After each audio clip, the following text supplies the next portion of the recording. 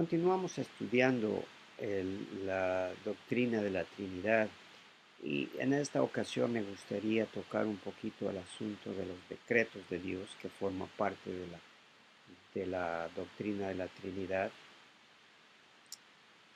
El concepto en sí de los decretos de Dios es lo siguiente: Dios tiene un plan perfecto para toda la creación, incluyendo a cada persona que vive en este planeta. Vamos a leer Efesios, el libro de Efesios, en el capítulo 1, verso 1, y Pablo nos dice lo siguiente.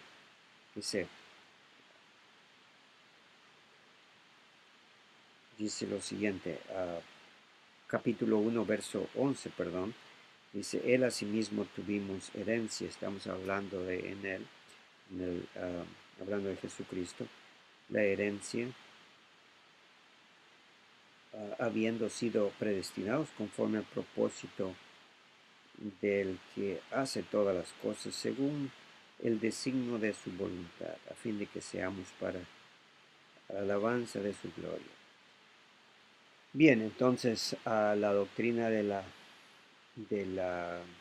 decreto, que entra dentro de la doctrina de la Trinidad, el decreto de Dios, es que Dios tiene un plan perfecto para la creación y específicamente para cada persona. Veamos en cuanto a al decreto de Dios, los aspectos importantes de los decretos de Dios. En primer lugar, el decreto de Dios se va a cumplir, se va a cumplir. Al leer la Biblia, nosotros podemos llegar a la conclusión de que todo lo que Dios ha determinado antes aún de la fundación del mundo, se va a cumplir. De eso se llama, a esos aspectos llamamos los decretos de Dios. Por ejemplo, en Isaías 37, tenemos la profecía de Isaías mencionando que Dios va a destruir a Israel por el pecado, por abandonar a Dios. Y Isaías profetizó esta destrucción y luego profetizó el exilio por parte de Babilonia. Entonces ese decreto se cumplió. Todas las cosas que ocurren de acuerdo al plan de Dios ocurren con un propósito muy específico, un propósito, y todo eso es honrar y dar gloria a Dios. Salmos 139, también si podemos leer, Salmos 139, un versículo que nos habla acerca también de los decretos de Dios, específicamente en el verso 16, una declaración bien importante para la doctrina, para hablar acerca de los decretos de Dios.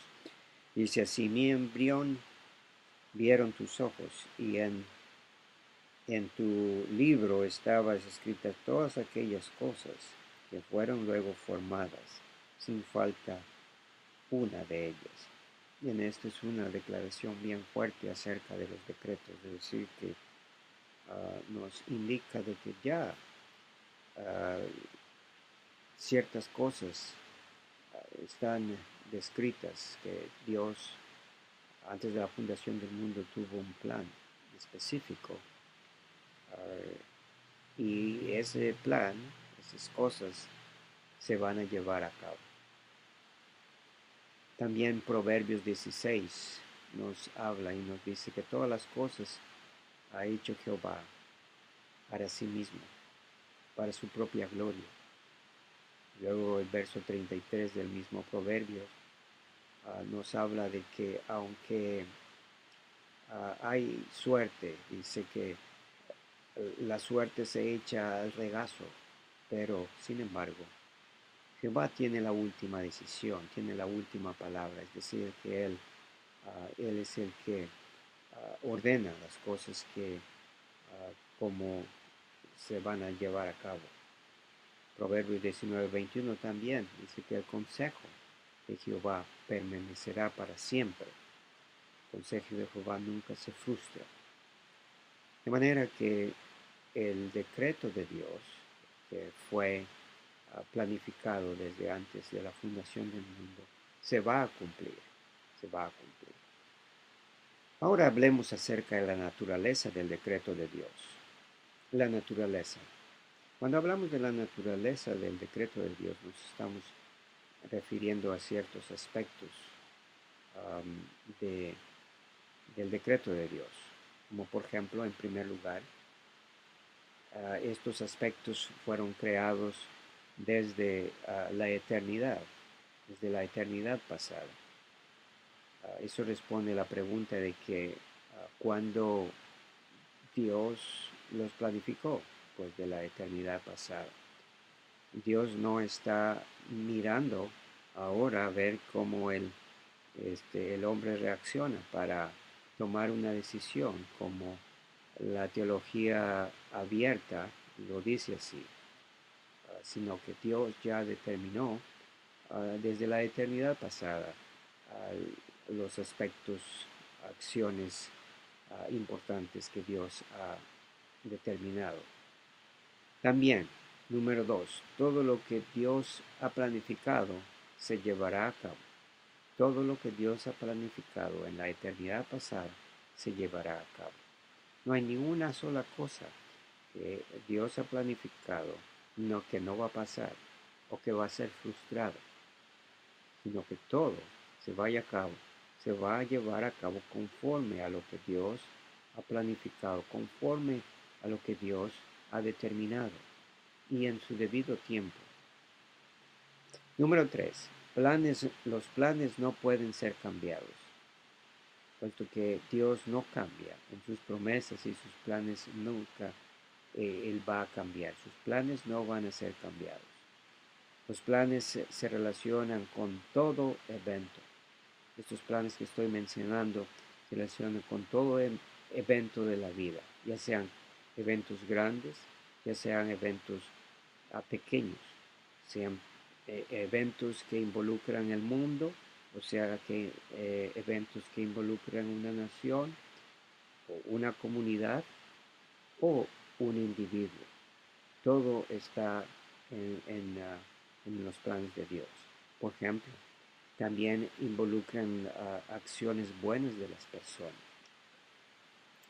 Quizás en este sentido, no es tan difícil el de poder entender que hay cosas que el ser humano, cosas buenas que hace, y están dentro de ese plan de Dios, las acciones buenas. Por ejemplo, veamos en Isaías 44, para referirnos de esas acciones buenas. En el verso 28 dice lo siguiente, hablando de Ciro, sí, Dios hablando de Ciro, y dice así, Él es mi pastor, que cumplirá todo lo que yo quiero. Al decir a Jerusalén serás edificada y el templo será fundado. Es decir, que Dios utilizó a Ciro para llevar a cabo su plan. Ciro fue una persona que hizo cosas buenas a favor de Israel. Es decir, entonces, todas las cosas buenas que suceden en esta vida, todas las cosas buenas efectuadas por personas, se relacionan con los planes de Dios, con los eventos que estamos hablando. También esto incluye eventos o acciones malas de la gente. También incluye esas acciones malas. Quizás es aquí un poquito difícil de poder entender, porque mayormente nosotros quizás estamos acostumbrados a o queremos que Dios actúe en una buena manera. Y nos quedamos sorprendidos al ver cómo es posible que Dios use esas acciones malas. Y sin embargo, en Génesis 50:20, en el caso de José, José fue vendido por sus hermanos. Y no solamente vendido, pero antes de vendido fue golpeado y luego vendido por unos mercaderes que estaban viajando a Egipto, y esos mercaderes vendieron a Potifar como esclavo. Y una vez que José estuvo en Egipto, él fue a la cárcel, pasó una situación bien difícil. Y al final del libro de Génesis podemos encontrar la reacción o el punto de vista de José. Al final después de que José llegó a ser el segundo en comando en el imperio egipcio, él dijo estas palabras a sus hermanos que en este momento estaban ya en Egipto y estaban un poco con vergüenza y con remordimiento por lo que hicieron años anteriores a José. Y él dice así: vosotros, José hablando aquí, vosotros pensasteis mal contra mí, mas Dios lo encaminó a bien. Bien, estas acciones malas de los hermanos de José no fueron voluntad de Dios, no fueron acciones aprobadas por Dios. Sin embargo, Dios usó esas acciones malas para encaminar para bien, para hacer lo que vemos hoy, para mantener en vida a mucho pueblo. Es decir, que José miró de más allá de simplemente esas acciones malas, miró allí a Dios utilizando esas acciones malas para su gloria y honra. También las casualidades de la vida, es decir, todas las cosas que muchas personas dicen o lo llaman suerte o casualidad. Sin embargo, todos esos aspectos, todas esas circunstancias son parte de lo que Dios está obrando en las vidas de las personas, en su mundo, en su creación. Proverbios 16:33 nos dice: la suerte se echa al regazo, ¿verdad? Cuando tiramos una moneda para saber si es cara o sello, cuando uno va a empezar un partido de fútbol, es muy común el de tirar una moneda. La suerte se echa al regazo, mas la decisión última es de Jehová. El hombre puede decir: esto es una casualidad de la vida o es una suerte. Sin embargo, aún ahí está Dios, ¿verdad? Controlando esa decisión. Es la decisión final de Dios. Ahora, número 5, el propósito final de los planes. ¿Por qué razón Dios permite y hace todo esto? ¿Por qué razón Dios planificó desde antes de la fundación del mundo y decretos divinos? ¿Por qué razón? Por la sencilla razón de que Él quiere llevarse la gloria y la honra. El propósito final de todos los eventos que suceden en este mundo es para la gloria de Dios. Efesios nos declara de la siguiente manera, Efesios capítulo capítulo número 1, leemos ahí lo siguiente. Capítulo 1,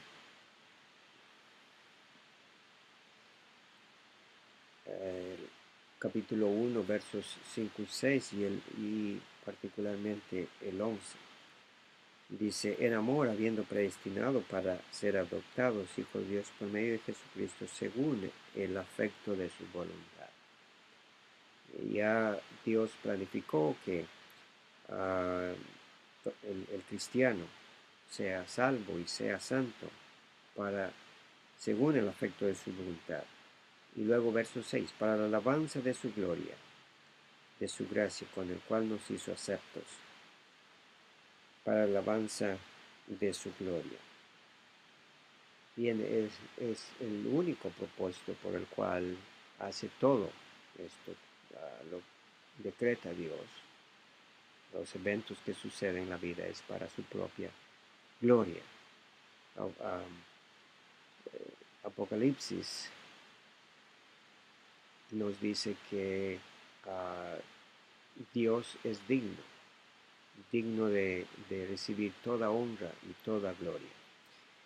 De Él, perdón, a Él debemos darle la honra y la gloria, porque al final todos los eventos se relacionan y están en todo su control.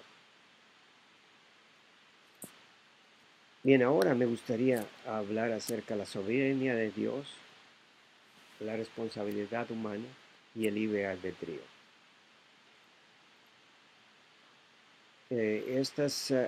Dios es soberano, esa es una declaración bíblica. Dios está al control de todo lo que pasa en este mundo. Sin embargo, hay que mencionar que la soberanía de Dios no restringe la responsabilidad humana. El hombre es responsable es responsable en todo lo que hace. También el libre albedrío. Dios creó al hombre con la libertad para hacer el bien o hacer el mal. Me estoy refiriendo después del pecado. Dios obviamente creó al ser humano a su imagen y semejanza y después del pecado de Adán y Eva, producto del pecado, ahora el hombre tiene libre albedrío para hacer el mal, entonces, esas tres verdades son importantes que podamos tener en cuenta. Dios es soberano, pero en ese sentido no quiere decir que Dios controla al ser humano. Dios ha hecho libre al ser humano. Y en esa libertad el ser humano puede decidir amar o odiar. El cristiano, ahora que ha recibido a Cristo, tiene el potencial para adorar a Dios o quizás rechazar en algunos momentos cuando Él así decide. Tiene la voluntad entonces. Es muy importante que podamos entender también que el ser humano tiene la responsabilidad para cumplir lo que Dios así ha planificado desde antes de la fundación del mundo. Entonces, para resumir en cuanto a la soberanía de Dios, debo decir y dejar en claro que Dios es soberano, pero su soberanía no está restringida a la responsabilidad humana. Dios no es un Dios que inflige o que se